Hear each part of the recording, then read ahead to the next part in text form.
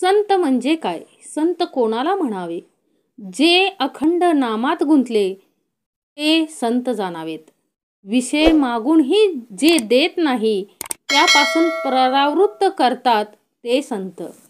विषय तृप्तीसाठी जावे आणि निर्विषय होऊन यावे हा संत संगतीचा परिणाम. ज्याची संगत केली असताना भगवंत प्रेम प्रकट होते तो संत जाणावा. संतांच्या संगतीचा आपल्या मनावर काय परिणाम होतो त्यावरून आपल्याला संत ओळखता येतो.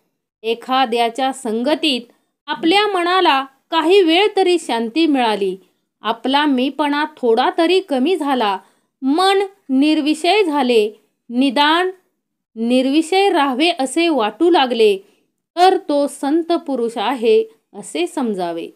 संत हे चालते बोलते देवच आहेत.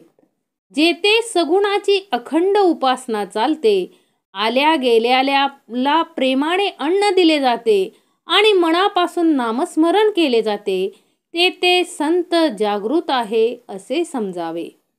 शांती हे संतांचे मुख्य लक्षण आहे. ज्याच्या सहवासामध्ये आपले मन समाधान पावते व अकारण प्रसन्नता येते तो संत होय.